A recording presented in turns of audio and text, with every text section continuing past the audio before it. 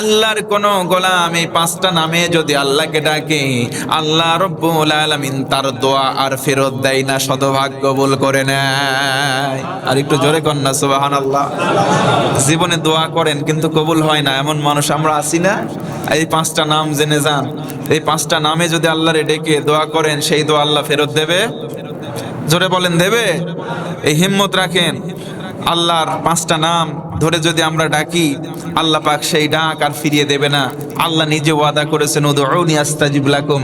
আয়াতের ব্যাখ্যায় মুফাসসিরিনে কেরাম বলেছেন স্পেশাল পাঁচটা নাম রয়েছে। কেউ যদি এই পাঁচটা নামে আল্লাহরে ডেকে কিছু চায়, যদি জায়েজ কিছু চেয়ে থাকে, অবশ্যই সেই চাওয়াটাকে আল্লাহ পাওয়া বানিয়ে দেবে। আরেকবার বলেন সুবহানাল্লাহ। তার ভিতরে এক নম্বর নাম হচ্ছে আল্লাহর জাতি নাম, সেটা হলো আল্লাহ। জোরে বলেন তো কি? একবার ডেকে বলেন ইয়া আল্লাহ। দুই নম্বর নাম হচ্ছে রহমান, ইয়া রহমান, সবাই বলেন ইয়া রহমান। তিন নম্বর নাম হলো রহিম, বলেন ইয়া রহিম। চার নম্বর হচ্ছে আল হাইয়ুন, বলেন ইয়া হাইয়ু। পাঁচ নম্বর নাম হচ্ছে আল কাইয়ুম, সকলে বলেন ইয়া কাইয়ুম। আমাদের জীবনের সব গুনাহ মাফ করে দাও, বলেন আমিন। পাঁচটা নাম ধরে আল্লাহরে ডেকে যেই দোয়া করবেন, আল্লাহ দোয়া ফেরত দেবে না। আল্লাহ ওয়াদা করেছেন, আল্লাহর ওয়াদা কখনো মিথ্যা হবে। এবার আসেন একটা কথা বলি, নবীজি সাল্লাল্লাহু আলাইহি ওয়াসাল্লাম আমাদের চাইতে, আমাদের সঙ্গে তার কোনো তুলনাই হয় না। হয়? জোরে বলেন হয়? নবীদের সঙ্গে তার তুলনা হয় না, কারণ সব নবীদেরও তিনি সেরা নবী। কারণ আল্লাহু আকবার। আমাদের দোয়া যদি এই পাঁচটা নাম ডেকে পড়লে দোয়া কবুল হয়, তাহলে নবীজি সাল্লাল্লাহু আলাইহি ওয়াসাল্লাম তার আপন চাচা আবু তালেবের জন্য দোয়া করেছিলেন আল্লাহর কাছে। আল্লাহ আয়াত নাজিল করে আল্লাহর রাসূলের হাত ফিরাইয়া দিয়েছিলেন। একটু বিবেকের কাছে প্রশ্ন করেন, যদি এই নামগুলো ডাকি আল্লাহরে কই আল্লাহ তুমি আমার এই দাও সেই দাও, আল্লাহ দিয়ে দেবে। ওয়াদা আছে, ওয়াদা সত্য, তবে সিস্টেম আছে ভাই। আল্লাহর রাসূল দোয়া করেছিলেন আপন চাচার ব্যাপারে, সেই দোয়া আল্লাহ কবুল না করে আয়াত নাজিল করে বললেন, আপনি সারা জীবন যদি তার কবরের পাশে দাঁড়ায়া দোয়া করতে থাকেন রাসূল, আপনার দোয়া কবুল হবে।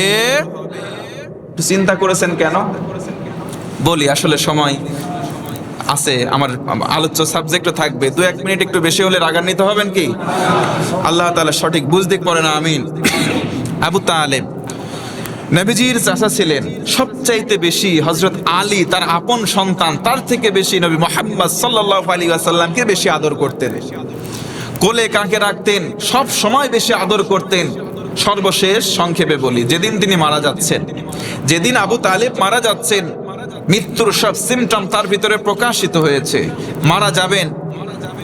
আল্লাহ রাসূল, বুখারীর হাদিস, এসে তার দরজায় কড়া নাড়লেন, বললেন চাচা ইয়া আম্মি আবি তালিব কুল লা ইলাহা ইল্লাল্লাহ। শুধু বলেন লা ইলাহা ইল্লাল্লাহ, মুহাম্মাদুর রাসূলুল্লাহ বলা লাগবে না। শুধু বলেন লা ইলাহা ইল্লাল্লাহ, লোকের শোনা লাগবে না, আমার কানের কাছে বলেন, আমি আপনার পক্ষে আল্লাহর সঙ্গে কাল কিয়ামতে ঝগড়া করে সাথে করে জান্নাতে নেব। কোন সুবহানাল্লাহ। শুধু বলেন লা ইলাহা ইল্লাল্লাহ, এতটুকুন। লা ইলাহা ইল্লাল্লাহ বলেন, মুহাম্মদ হিসেবে আমার রাসূল স্বীকৃতি দেওয়ার দরকার নাই, শুধু এতটুকুন বলেন, আপনার পক্ষে খোদ রাসূল আমি আল্লাহর সঙ্গে ঝগড়া করব, করে হাত ধরে জান্নাতে নিয়ে যাব। আরেকবার আল্লাহু আকবার।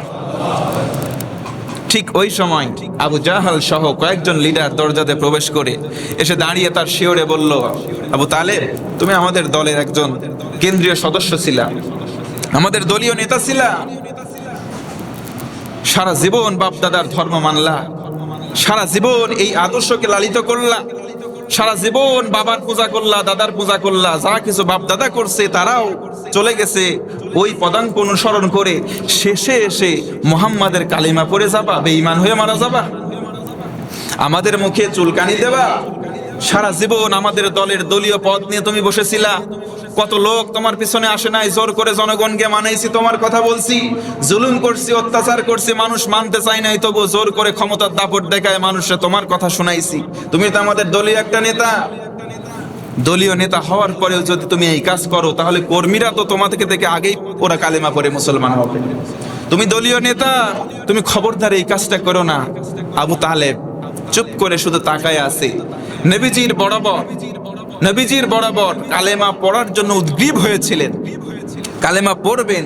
ঠিক ওই সময় এসে উস্কানিমূলক কিছু কথা বলাতে আবু তালেব মুখটা চুপ করে স্থবির হয়ে যায়, কিছু পড়তে পারে নাই, বলতে পারে নাই, ওই অবস্থায় ইন্তেকাল হয়। তবে কেন জানি তার ঠোঁটটা পিটপিট করে নড়েছিল, ইচ্ছা হয়তো পোষণ করেছিল কালেমা পড়বে, তবে কালেমা নসিবে হয় নাই, ইন্তেকাল হয়ে গেছে। আল্লাহ রসুলের মনটা খারাপ হলো, নবীজি দোয়া করার জন্য যখন হাত তুললেন, সঙ্গে সঙ্গে জিবরিল আমিন আয়াত নাজিল করে দিল, ইয়া রাসূলুল্লাহ, আপনি সারা জীবন যদি একটা মুশরিকের পক্ষে দোয়া করেন, আল্লাহ পাক আপনার দোয়া কবুল করবেন। আরো জোরে বলেন, করবেন। সুতরাং কোন মুশরিকের জন্য নবীর পর্যন্ত দোয়া করা জায়েজ নাই। আর আমরা অনেক মুশরিক মারা যাচ্ছে, তার বালিতে তার সন্তানগুলো আমাদের মিলাদের জন্য ডাকে, আমরা যাই মিলাদ পড়ে মুনাজাত করে একবারে জাহান্নাম থেকে বের করে জান্নাতে দিয়ে যাই। কথা বলেন ঠিক কিনা? তো দোয়া যদি রসুলের দোয়া কবুল না হয়, ফেরত দেওয়া হয়, আমরা সলিমদ্দি কলিমদ্দি কোনকার মোল্লা মুন্সি এসে যদি দোয়া করি, আল্লাহকে তারা মাফ করবে ভাই? একটু জোরে বলেন, করবে? কথাগুলো শুনতে কষ্ট হলেও খারাপ লাগলেও এটাই বাস্তব কথা। আওয়াজ দেন, কথা ঠিক কিনা? আল্লাহ রসুল সাল্লাল্লাহু আলাইহি সাল্লামের আপন চাচা, নবীর মতো সেরা মানুষ নাই, নবীর মতো সেরা নবী নাই, তার দোয়া ডিনে করা হচ্ছে, রিজেক্ট করা হচ্ছে, ডিক্লাইন করে দেওয়া হচ্ছে।